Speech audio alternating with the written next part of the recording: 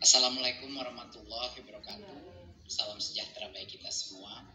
Om Swastiastu, Namo Buddhaya, salam kebajikan, Rahayu.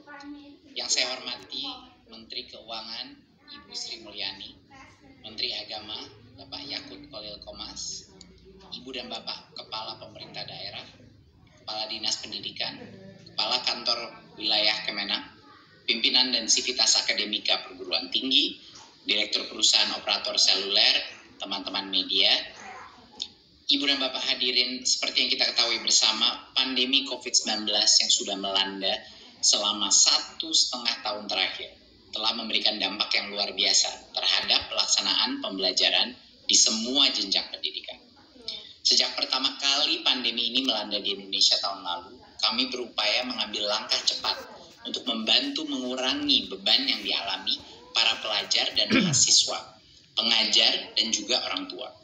Beberapa kebijakan dan dukungan yang kami tetapkan meliputi menyusun kurikulum darurat yang menurunkan beban siswa dan guru, sehingga guru dan siswa tidak harus selalu mencapai ketuntasan belajar dan fokus pada numerasi, literasi, dan karakter saja. Rel kedua adalah realisasi pembelanjaan dana BOS dan BPAU sehingga sekolah lebih leluasa dalam memanfaatkan dana bantuan, dan juga distribusi modul pembelajaran yang bisa dilakukan secara offline bagi daerah-daerah yang sulit melaksanakan PJJ karena masalah dan lain-lain.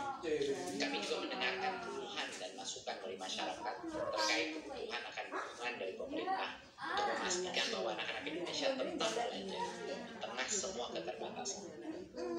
Oleh karena itu, dengan kerjasama dan dukungan antara Kementerian Keuangan dan Kementerian Agama, Kemendikbudristek akan meresmikan lanjutan bantuan kuota data internet dan bantuan uang kuliah tunggal atau UKT tahun 2021. Izinkan saya untuk memberikan paparan singkat.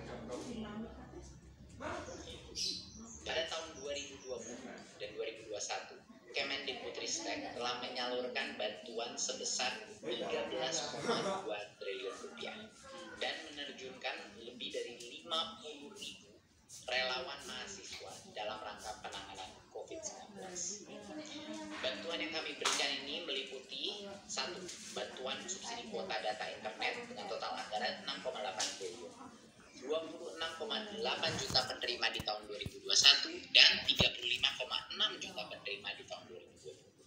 Kedua, bantuan uang kuliah tunggal UKT dengan total anggaran sebesar 2 triliun rupiah kepada 419.000 mahasiswa dari perguruan tinggi negeri dan swasta yang terdampak pandemi. 3. Kami berikan bantuan subsidi upah dengan total anggaran sebesar 3,7 triliun rupiah yang kami berikan kepada 2 juta pendidik dan tenaga pendidikan non-PNS, jadi guru honorer kita, dan 48.000 pelaku seni budaya pun kita dukung.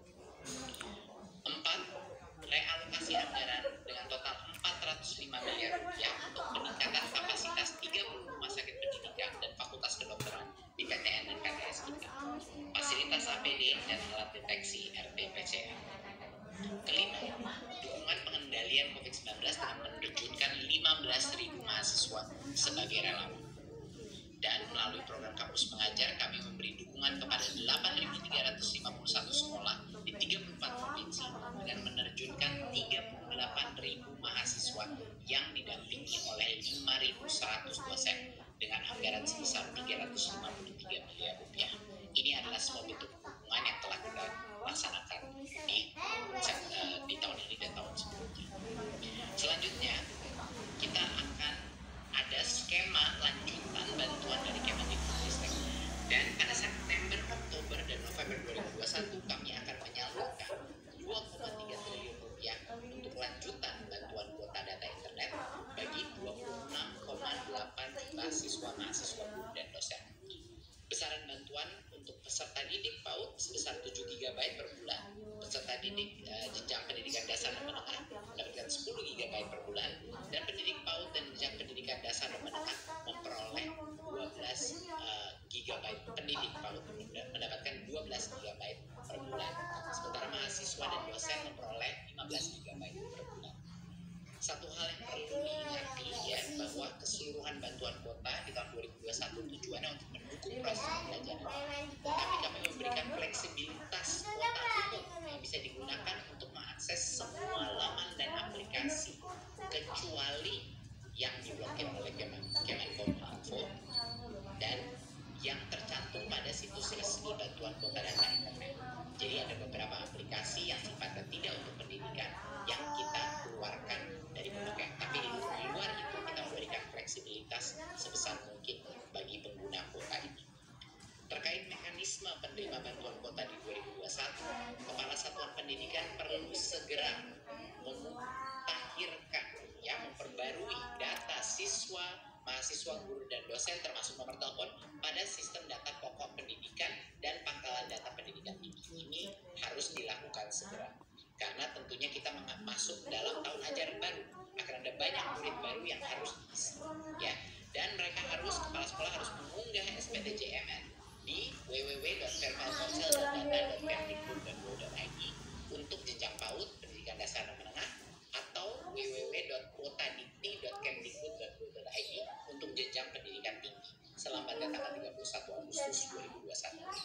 Kami akan menyalurkan bantuan subsidi kuota ini pada tanggal 11 sampai 15 di bulan September, pada tanggal 11 dan 15 di bulan Oktober, dan pada tanggal 11 dan 15 di bulan November 2021. Dan kuota data ini akan berlaku selama 30 hari sejak diterima.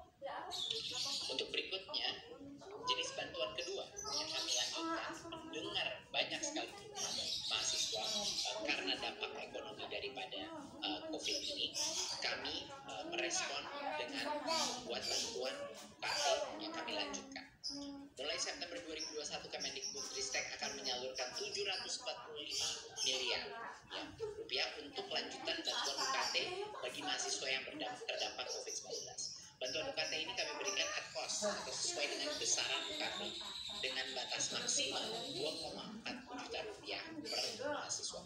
Jika besaran UKT ini lebih besar dari itu di dalam sekolah atau tertentu, maka selisih UKT tersebut dengan batas maksimal 2,4 juta menjadi kebijakan perguruan tinggi sesuai dengan kondisi mahasiswa. Jadi bantuan UKT ini kami berikan kepada mahasiswa yang sedang aktif kuliah dan bukan penerima bantuan lainnya seperti KIP kuliah atau beasiswa bidik misi. Itu berarti sudah dibantu. Ini adalah untuk mahasiswa yang belum menerima bantuan untuk pembayaran UKT. Dan kondisi keuangannya dan keluarganya membutuhkan bantuan UKT untuk semester ganjil tahun 2021. Mekanisme pendataan penerima bantuan UKT adalah mahasiswa memerlukan bantuan UKT mendaftarkan diri langsung ke pimpinan perguruan tinggi masing-masing. Ini sama prosesnya sama yang sebelumnya. Lalu kemudian pemimpin perguruan tinggi mengajukan penerima bantuan UKT ke Kemendikbudristek. Untuk penyaluran bantuan ini kami akan memulai menyalurkan bantuan UKT secara langsung ke perguruan tinggi masing-masing. Dan sekian paparan saya terkait dengan lanjutan bantuan kuota internet dan UKT tahun 2021. Saya mengharapkan kolaborasi yang erat sekali antara para pemangku kepentingan untuk memastikan bahwa anak